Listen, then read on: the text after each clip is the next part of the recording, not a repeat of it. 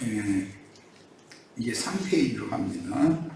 천국 복음을 받아들인 사람들을 가르치는 사역.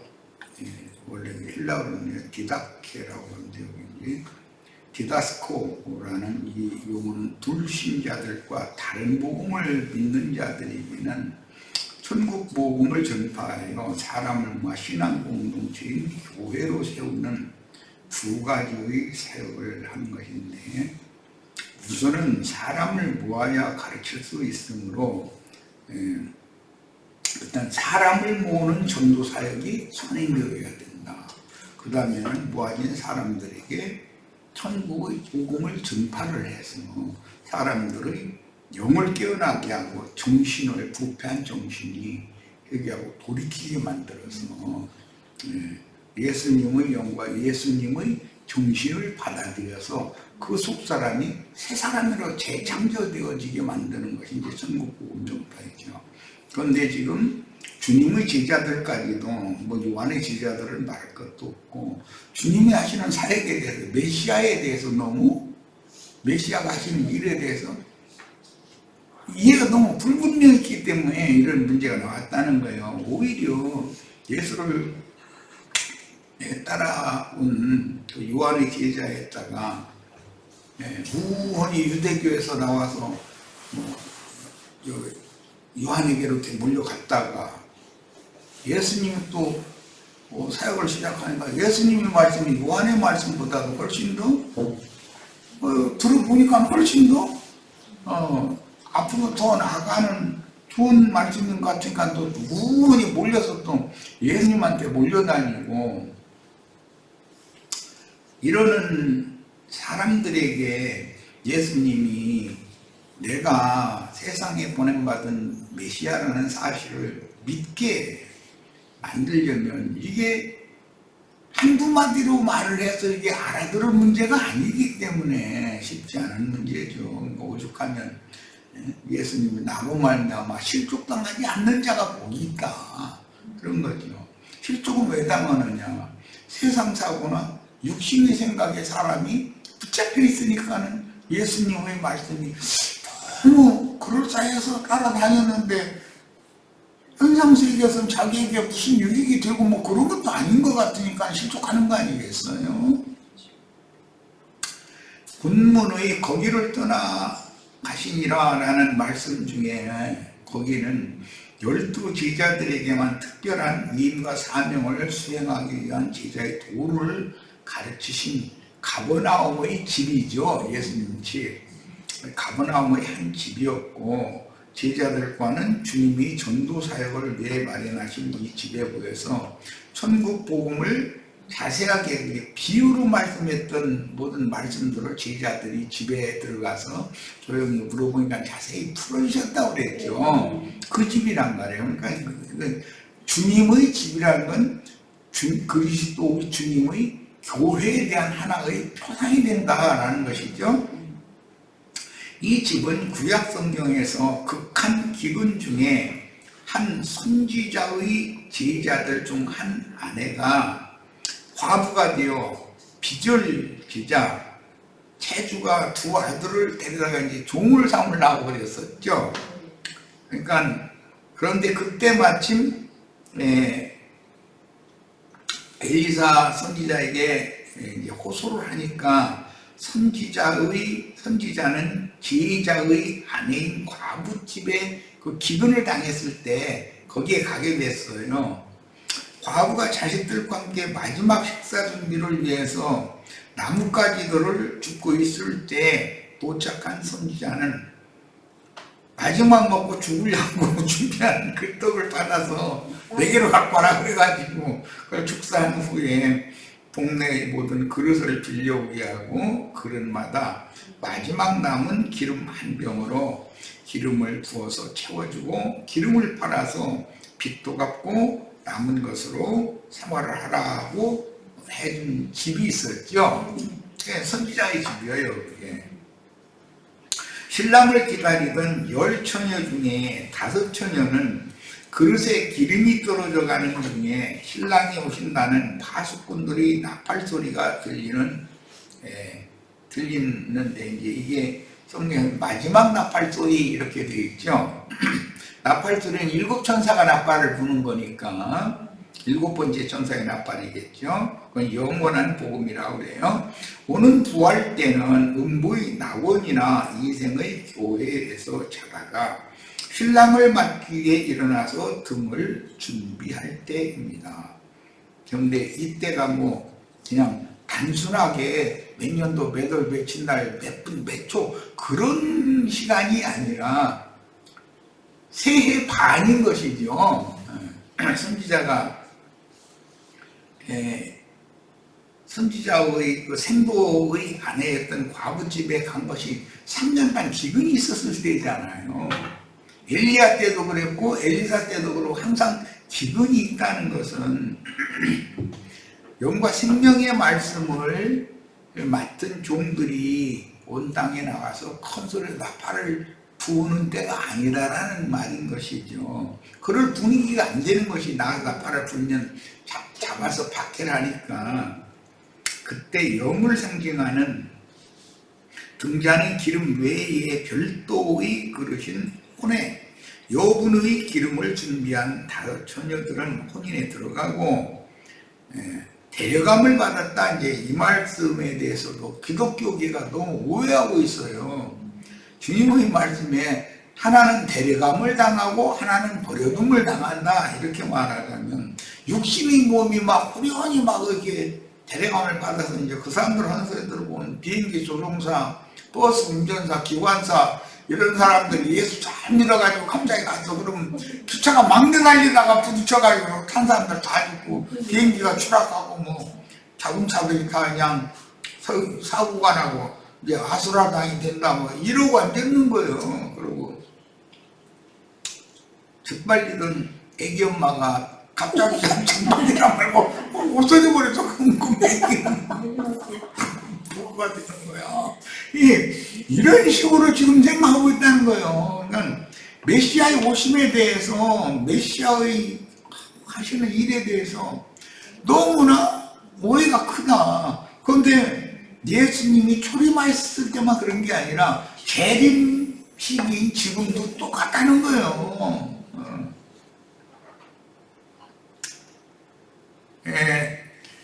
그래서 기름을 준비하지 못했던 5 처녀는 차라리 기름 파는 데로 가서 살아. 우리 걸 나눠주면 너희도 무지라 우리도 무지란다. 이제 이렇게 했다는 거잖아요. 그러면 기름을 준비하지 못한 5 처녀라는 것은 그건 세상 사람이다 이렇게 설교해요. 그건 세상 사람이 예수님 오시는 걸 그렇게 고대합니까? 말도 안 되는 소리예요. 그래서 기름을 준비하지 못한 5 처녀는 화급히 기름 파는 집으로 가서 기름 파는 집으로 가려면 이 과부집으로 가야 되겠죠. 당연히 기름을 사서 기름 그릇을 준비하고 신랑께로 돌아왔으나 혼인집 문은 닫혔는데 데려갔기 때문에 하나는 데려감을 받았기 때문에 그 데려갔다는 뜻은 이 육신의 몸을 벗고 속사람이 영의 몸으로 영광의 몸으로 던지고 영광의 세계로 이끌려갔다 그 말이지. 육신이 호련히 뭐 어디로 올라가고 뭐 그런 얘기가 아니라는 것이죠. 데려감을 받았다라는 말은 저희 주님께로 이끌려져 갔다라는 뜻인데 그 말은 육신의 생명이 끝났다. 그리고 속사람이 영광 중에 주 함께 나타나 영광의 세계로 이끌려갔다. 그 말이라는 거예요. 그러니까 오늘 기독교계는 뭐 이 승천이라는 것, 메시아의 사역도 그렇고 재림도 그렇고 영광 가운데 올려가는 그 승천이라는 것도 너무 이게 진리가 너무 혼잡해 있는 거죠.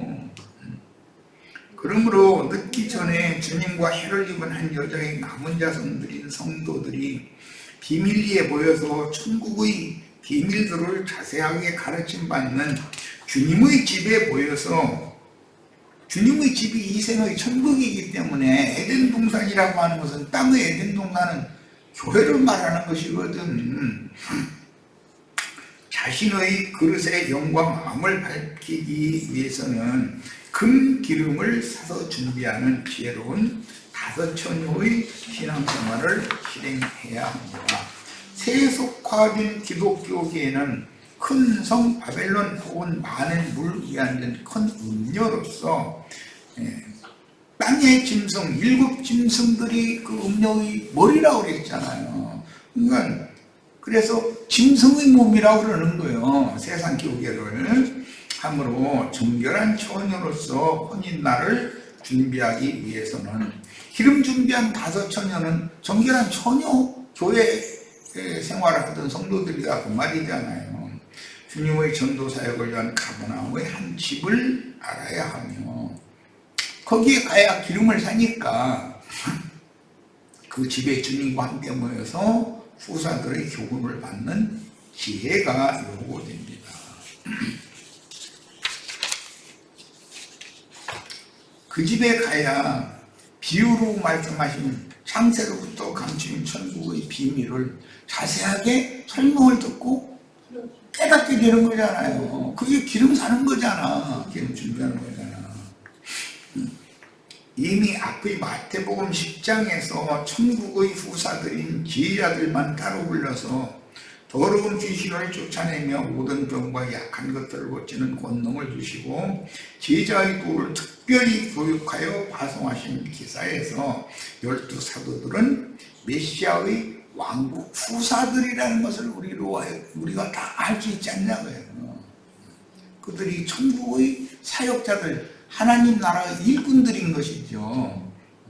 우리 대한민국이라는 것은 독립군들의 피 위에 세워진 게 대한민국이라는 오늘날 나라잖아요. 그런데 이상하게 뭐가 잘못돼가지고 독립군들을 밀고 하고 죽이고 일제에 이렇게 부역을 했던 그런 사람들의 후손들이 권세를 계속 잡고 섞여서 하니까 이거 뭔가 잘못된 거죠, 사실은.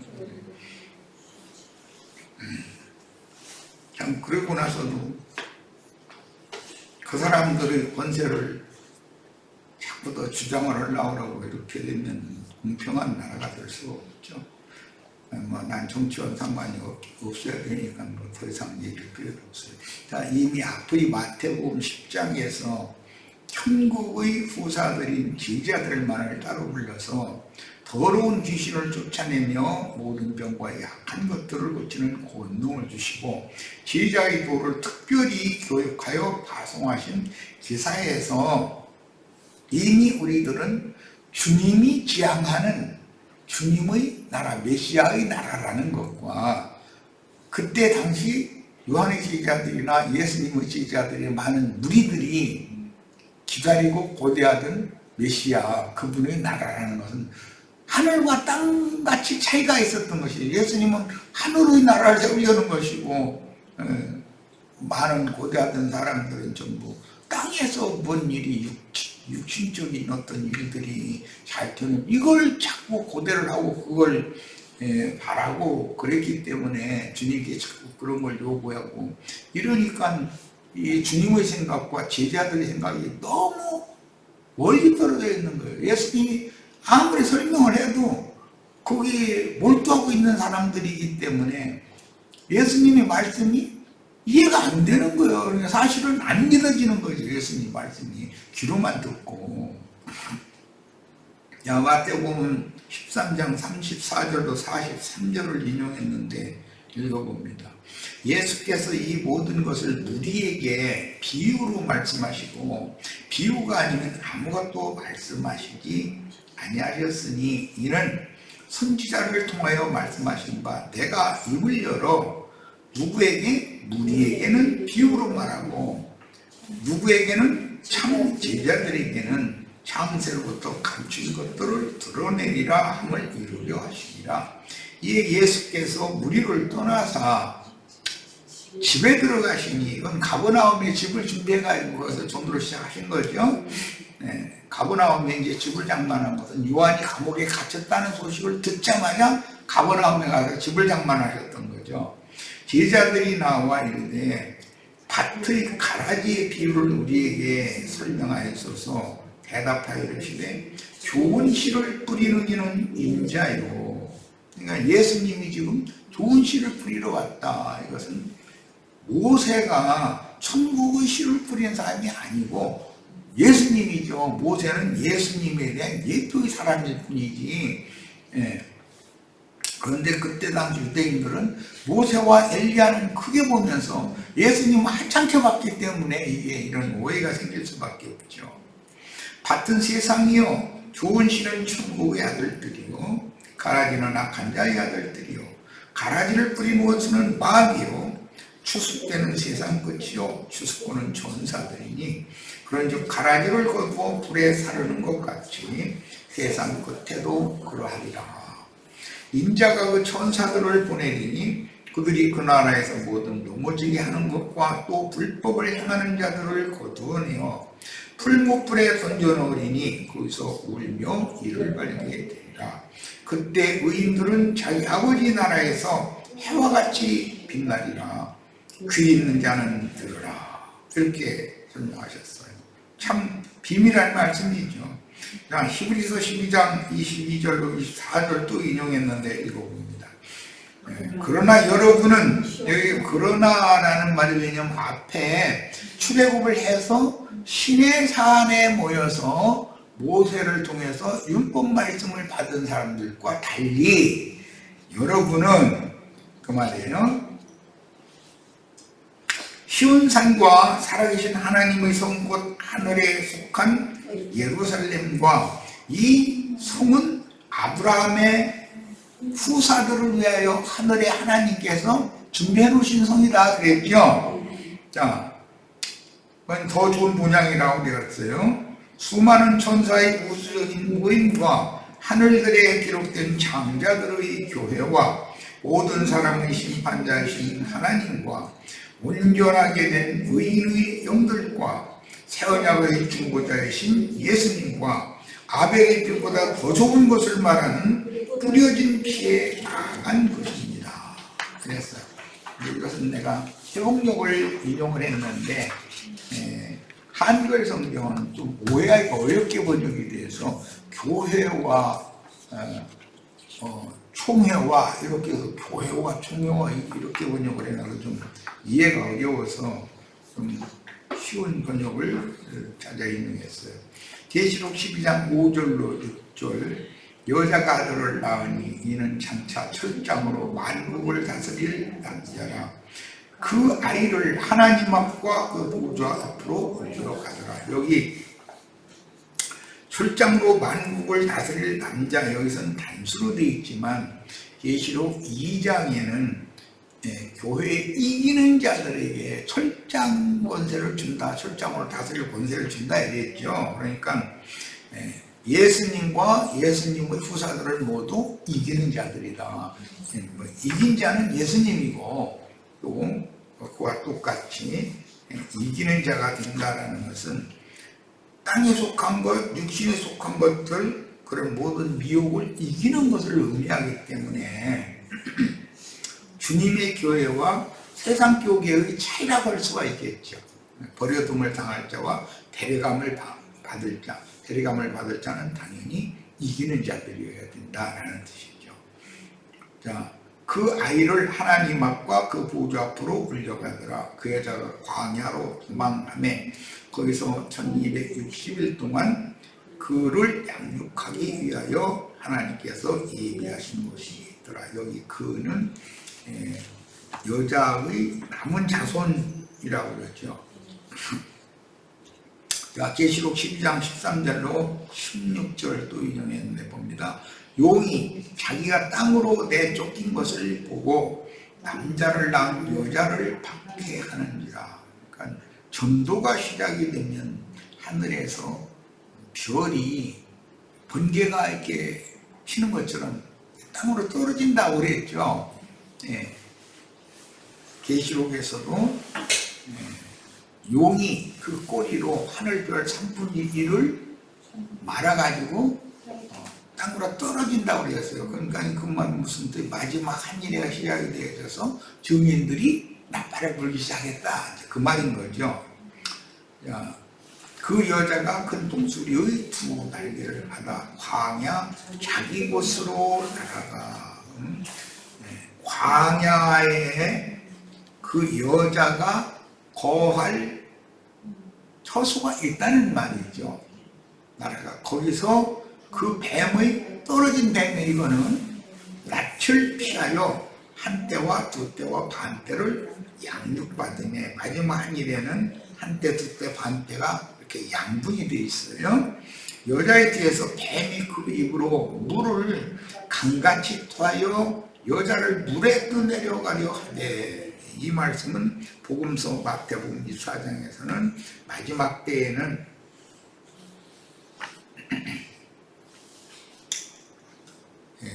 마귀가 택하신 자라도 미혹한다고 되어 있죠. 예, 세상 사람들을 미혹한다고 되어 있는 게 아니에요.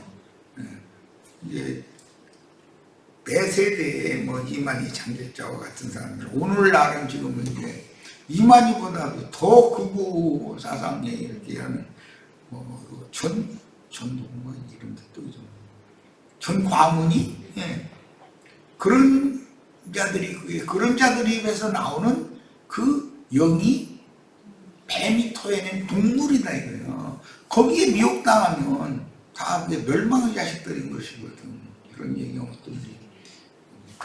또 그쪽에 있는 사람들이 칼 가지고 올 수도 있겠네. 그런데 이것이 성경 이야기예요.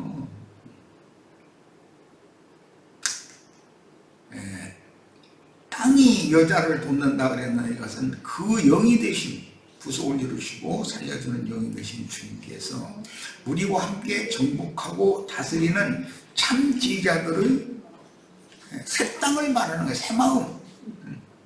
그걸 땅이라고 그래. 땅이, 새 마음은 뱀의 동물과 영생하는 생명수를 명확하게 구분을 할 수 있다는 거예요. 여자를 도와서 그 입을 벌려 용의 입에서 또한 강물을 삼킨다. 우리 형제 자매님들은 능이다. 진리로 옳게 분별을 하므로 용의 입에서 또한 강물을 다 삼켜서 건전하게 생명의 보존을 다 되시기를 바라요. 이것은 사람의 어떤 그 얘기로 되는 문제가 아니에요. 거짓 것에 미혹되는 것은 그 미혹의 영은 택하신 자들을 미혹한다고 되어 있는 것이지 불신자들을 미혹한다고 되어 있는 것이 아니야. 그런데 다 믿는다는 사람들이 다 그날 일을 내고 있으니 얼마나 답답한 일이야 이게. 우리는 이 시대에도 우리 세대를 위해 주님께서 광야에 준비하신 비밀스러운 양육처소인 주님께서 전도를 위해 준비하고 제자들을 가르친 집에 대한 이 장자들의 교회다 이거구나. 이상을 밝히 깨달아 큰 음료에게서 도망하여, 장자들이 교회에 가면 목마른 자 누구든지 다 값없이 생명수를 받게 하는 곳이잖아요. 그러니까 주님의 입으로 나오는 생명수의 샘물이 넘쳐나는 것이 주님의 장자들의 교회라는 거예요. 현사가 지시한 한 산까지 앞으로만 가야 생명을 보존해야 합니다. 이 시대에 우리는 동일하게 모든 세대마다 다 그렇지만 진리를 옳게 분별할 줄 알아야 된다 이런 말이에요. 뱀이 토한 물을 그냥 근본이 맛있다고 그거 마시고 그거 아니면 큰일 나는 줄 알고 전화기를 내는 거 아니다. 얼마나 답답한지 모르겠어. 그러므로 많은 무리에 속한 유대인들과는 사명이나 전도를 위해 받을 고난이나 받을 상이 각각 다르다는 진리를 분명하게 깨달아야 하며,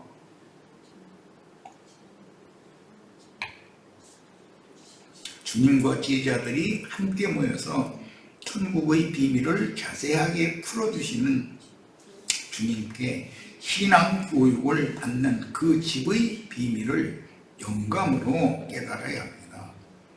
마태복음 11장 2절, 3절 구체적인 내용으로 들어갑니다. 요한이 옥에서 그리스도께서 하신 일을 듣고 요한의 제자들이 돌아가서 예수님이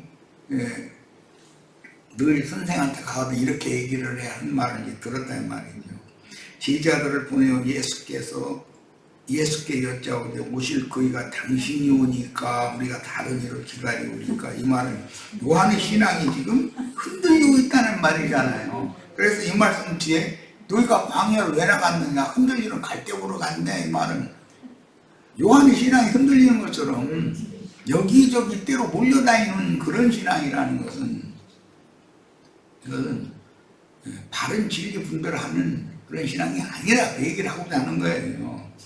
율법과 선지자의 때를 종결하는 직무를 맡아가지고 와서 예수님께 침례하여 하늘아버지께 너는 내 사랑하는 아들이요 기뻐하는 자라고 인침을 받게 해준 사람이 요한이었었죠. 이제 그 사명을 다했고 이제 예수의 때가 이르렀다. 그러면 요한은 주님께 하나님 데려감을 받아야 된다고 하는 것처럼 요한은 데려감을 받아야 되는 사람인 것이지, 예수님이 사역을 시작하는데 요한도 계속해서 다른 한쪽에서 떠들어대가지고 사람을 자기 제자로 또 모으면 하나님의 일이 양분되지 않냐, 이 말이에요. 지금 이어져야 되는 것이죠. 정상적으로 헤롯 왕이 그의 동생 빌립의 아내 헤로디아를 취하였으므로 책망과 비난의 말을 하였는데, 그 일로 분노한 빌립의 아내가 헤로디아라는 여자죠. 헤롯의 아내가 된 음녀인 헤로디아, 그의 간계로 요한은 옥에서 옥배임을 당했으니, 딸이 아버지 잔치상, 아버지가 아니고 의붓아버지니 잔치상에서 춤을 얼마나 이쁘게 멋있게 잘 췄는지 막 그래가지고 그 의붓애비가 아유 네가 원하는 거 뭐든지 나의 절반이라도 너한테 주겠다고. 사람이 정신이 헷가닥 하면 엉뚱한 여는가 보지. 그 엉뚱한 소리 하니까 저 엄마한테 가서 뭘 요구할까요? 그러니까는 요한의 목을 쟁반에다 담아서 달라고 그거 요구라고 그랬다는 거예요. 이게 다 요한이 볼 때는 자기가 잘못한 게 아무것도 없어. 헤롯이라는 사람이 헬때도 이거는 말도 안 되는 짓을 했으니까 하나님의 선지자로 한마디 한 거예요. 그런데 예수님이 볼 때는 그런 쓸데없는 소리가 할 필요 없다, 그 말이지. 말하자면 이제 그런 사건을 통해서 이제 요한이 죽었어요. 이제 여기서 우리는 모세와 선지자 때의 의, 율법의 의와 하나님의 의는 다르다라는 말이죠. 사람이 볼 때 옳고 선한 걸 가지고 어떤 사람이 잘못한 것에 대해서 지적하고, 모든 사람은 남을 지적질하는 건 되게 좋아하거든. 그런데 남이 자기를 지적하면 되게 듣기 싫어하거든. 그런데 그런 것이 그게 하나님의 의를 인간의 의로 힘이 대적하는 것이다라는 걸 지금 가르쳐주고자 하는 게 목적이잖아요. 유대의 역사가 요세푸스에 따르면 헤롯 왕은 침례사역자 요한을 사방이 절벽으로 둘러싸인 천연 요새인 사해동 쪽의 마카이로스 송에 감금해 두었다고 하는데, 세례 요한의 투옥 사건이 있자 예수께서도 살렘 근처의 침례 사역을 끝내고 유대 지경을 벗어나 갈릴리 지역의 가버나움으로 가서 거처를 마련하고 천국 복음 사역을 시작하셨던 것입니다. 그 경위를 잘 이해를 해야 돼. 침례자 요한은 이곳에서 1년 정도 감금된 후에 이제나 저제나 메시아가 나를 이제 옥에서 빼내주겠지 그래갖고 기다렸더니 소식이 없으니까 얼마나 답답하면 제자들 예수님한테 가서 물어보라고 그랬겠어. 그런데 사실은 요한의 제자로 남으면 안 되는 거죠. 헤롯의 생일날 헤로디아의 요구로 참수용에 처해졌는데, 그는 예수님이 사역을 시작하신 후로 사도들을 세워 파송하셨다는 소식을 자기 제자들에게 듣고 나서 자기에게 세례받으러 오던 사람들이 예수님이 제자들 중에서 세례를 주니까 다 글로 몰려가니까 제자들이 볼수군자 제자들이 있겠죠. 아니 우리한테로 오던 손님들이 다 저 사람한테로 가네 혹은 그런 적도 있었죠. 그러니까 지금 요한에게 몰려다니다가 예수님께로 몰려오다가 그런 사람들이 아직 메시아는 어떤 메시아인가에 대해서 이해가 없다는 거예요. 왜? 육적이고 땅에 속한 사고가 그 사람들을 지배하고 있기 때문에 영과 정신을. 그래서 주님은 사람의 영을 새롭게 하고 마음을 새롭게 해서 새 영과 새 마음으로 재창조해서 새 영과 새 마음을 받아서 온전케 된 의인의 영들을 영의 몸을 덧입혀서 영원한 세계를 상속해 주시려고 그들을 위해서 하늘의 한 성을 준비하셨는데 그 성이 위에 있는 예루살렘이다. 거기는 모든 이기는 자들만 들어가는 권세가 있다는 거예요.